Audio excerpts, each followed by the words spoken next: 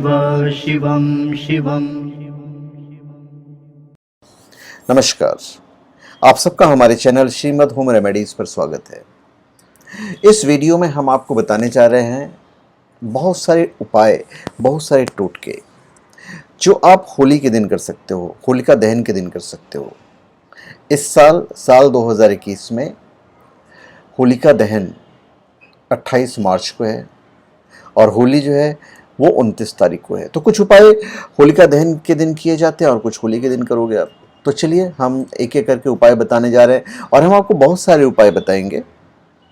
मैं बेसिकली पूरा उपायों का पुलिंदा बताने जा रहा हूँ आपको। इसमें से आप कोई भी 1 2 3 उपाय कर सकते हैं, सारे करने की आवश्यकता नहीं है। अपनी सहूलियत के हिसाब से आप उपाय कीजिए।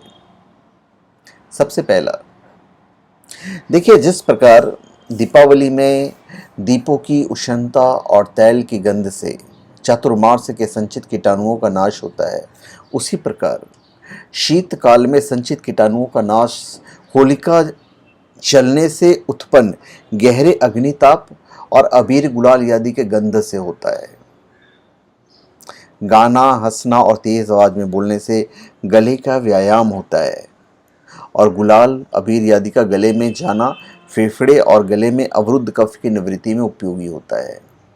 अतः होलिका का जो उत्सव है उसकी विधि स्वास्थ्य रक्षा और हिमानुकूल है। होलिका के राख शरीर में लगाकर गर्म जल से स्नान कराने से नकारात्मक प्रभाव निर्मूल हो जाते हैं। अब हम मेन मुद्दे पे आते हैं, मेन उपाय पे आते हैं कि आप क्या क्या कर सकते हैं। बहुत लोग बहुत तरह की बाधाओं से ग्रस्त रहते हैं। जब भी देखो उनके ज़िंदगी में कुछ ना कुछ बाधाएं आती रहती हैं और वो परेशान रहते हैं। उन्हें समझ में नहीं आता है कि भाई करें तो क्या करें। तो निजात हम आपको बताने जा रहे हैं। देखिए, होली का धार्मिक दृष्टि से बहुत महत्व है और देश के लगभग प्रत्येक भाग में त्यौहार मनाया जाता है। तो होली की जो अग्नि होती है उसमें अपनी सभी शारीरिक, मानसिक व्याधि और किसी प्रकार का सफलता में रुकावट, आर्थिक कष्ट, अला बला और सभी बाधाओं का नाश करने के लिए एक सरल और प्रभावकारी उपाय है, जिसे कोई भी आसानी से कम खर्च में करके अपनी सभी बाधाओं को होली की अग्नि में भस्म करके जीवन को आसान बना सकता है। पर इस प्रयोग को करते समय शुद्धता, पवित्रता बरकरार रखना पड़ेगा। गोपनीयता इस प्रयोग की सफलता का अति आवश्यक अंग है और बिना किसी को बताए आपको क्रिया करनी है। होलिका दहन के पूर्व स्नान कर शुद्ध स्वच्छ वस्त्र धारण कर एक श्रीफल मतलब नारियल अपने और परिवार के सदस्यों के ऊपर से 7 बार घड़ी की सुई की दिशा में उतारें। यदि किसी सदस्य को अधिक परेशानी है तो उनके लिए अलग से श्रीफल आप ले लीजिए। अब अपने अभिष्ट देवता का ध्यान करके अपनी समस्या को उन्हें बताकर श्रीफल होलिका में डाल दें और होलिका की 7 प्रदक्षिणा करके परेशानी दूर करने का प्रार्थना करें और अपने परिवार के लिए स्वास्थ्य, यश, धन, लाभ सबकी कामना करके हाथ जोड़कर प्रणाम करें तथा घर आकर अपने इष्ट देव को प्रणाम करें तथा घर के सभी बड़े बुजुर्गों से आशीर्वाद लें। भगवान को फल, मिष्टान आदि का यथाशक्ति भोग लगाकर स्वयं ग्रहण करें। तो मेरे ख्याल से बहुत ही आसान है, पर ये जो प्रयोग करेगा उस दिन किसी प्रकार का नशा या मांसाहार का प्रयोग नहीं करना है। अब हम दूसरा उपाय बताने जा रहे हैं। होलिका दहन की रात पे सरसों के दानों को पीस कर उसमें हल्दी, दही, शहद मिलाकर उपटन बनाइए। उपटन को शरीर पर मलें। इससे जो शरीर से मैल निकले उसे होलिका की आग में डाल दें। माना जाता है कि इससे शरीर निरोग रहता है और इसका कारण यह है कि उपटन में गुरु, शनि, शुक्र और चंद्र से संबंधित वस्तु होता है जो स्वास्थ्य विकार को दूर करता है। यदि होलिका में आप कुछ पूजन की वस्तुएं चढ़ाते हैं तो उसका फल भी अलग होता है। अपने घर में सुख शांति कौन नहीं चाहता, लेकिन कई बार सारे उपाय बेकार हो जाते हैं और हम थक हार कर बैठ जाते हैं। लेकिन आप होली पर एक उपाय कर सकते हैं। होलिका दहन से पहले होली की पूजा में जौ का आटा चढ़ाने से आपके घर में सुख और शांति और समृद्धि आती है। यदि कोई व्यक्ति निरंतर बीमार रहता है, काफी दवा कराने के बावजूद भी रोग में कोई लाभ नहीं हो रहा है, तो होली दहन के समय देसी घी में, बिल्कुल शुद्ध गाय का घी होना चाहिए, देसी घी में 2 लौंग, 1 बतासा और 1 पान का पत्ता, इन सभी वस्तुओं को होली जलाने वाले आग में डाल दीजिए और अगले दिन होली की राख रोगी के शरीर में लगाएं। तत्पश्चात गर्म जल से स्नान करवाएं। इस उपाय से रोगी शीघ्र ही स्वस्थ होने लगेगा।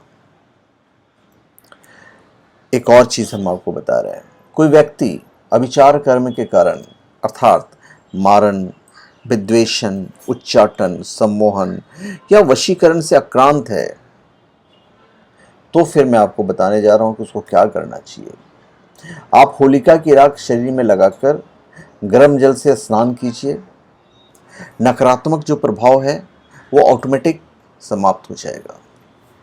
बहुत लोगों के घर में बुरी नजर लगी रहती है, तो होलिका दहन के वक्त एक पात्र में, कोई भी पात्र आप ले लीजिए, उसमें जल लेकर उसमें 11 लाल मिर्च के दाने डालिए, 11 लाल मिर्च के दाने, और उसे होली की आग में डाल दें। इससे आपके घर में शांति स्थापित होगी और जो बुरी नजर है वो नहीं लगेगी।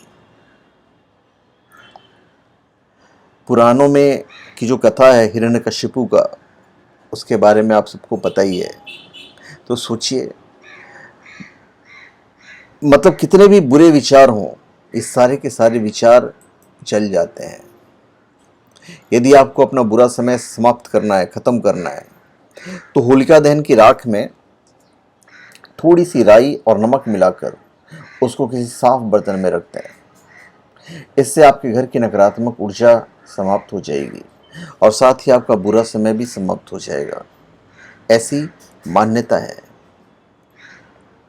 होलिका दहन के दिन घर से उतारा गया टोटका और शरीर के उपटन को आप जब उसमें जलाते हैं होलिका में, तो उससे भी नकारात्मक शक्तियां दूर होती है।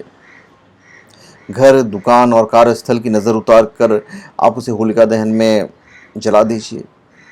भय और कर्ज से निजात पाने के लिए नरसिंह स्तोत्र का पाठ करना उस दिन सबसे ज़्यादा लाभदायक होगा। होलिका दहन के बाद अग्नि में नारियल दहन करने से नौकरी की जो समस्याएं हैं वो दूर हो जाती है। अगर आपके घर पर किसी तरह की नकारात्मक ऊर्जा हावी है, तो आप होली की राख को ताबीज में बांध लीजिए। ये भी पहनने से आपके ऊपर बुरी आत्माओं का साया नहीं रहेगा और साथ ही टोने टोटके का असर भी नहीं होता है। वैसे तो मच्छमणि यदि आप पहनते हैं उस दिन, तो भी आपके लिए बहुत अच्छा रहेगा। अगर किसी की कुंडली में ग्रह दोष है, तो होली की राख को जल में मिलाकर शिवलिंग पर चढ़ाना चाहिए। इस उपाय से ग्रह दोष समाप्त हो जाता है। अब एक और उपाय हम आपको बताते हैं। यदि किसी का पति दूसरी महिला के संपर्क में रहता है, तो आप होली पर क्या करेंगे ये मैं आपको बताता हूं। 7 बार होली की जलती आग की परिक्रमा करें और परिक्रमा करते समय एक गोमती चक्र अपने पति का नाम लेकर आग में डाल दें। क्या करेंगे? परिक्रमा करते समय एक गोमती चक्र अपने पति का नाम लेकर आग में डाल दें और प्रार्थना कीजिए कि भाई हमारे पति का उससे अलगाव हो जाए, आपका पति वापस लौट आएंगे। होली के दिन आप राशि के अनुसार रंग से भी होली खेल सकते हैं, जो मैं आपको अगले वीडियो में बताऊंगा। तो धन्यवाद, आप सबका हमारे चैनल पे स्वागत है। आप हमारे चैनल पे सब्सक्राइब करें और अपने कमेंट दीजिए। धन्यवाद।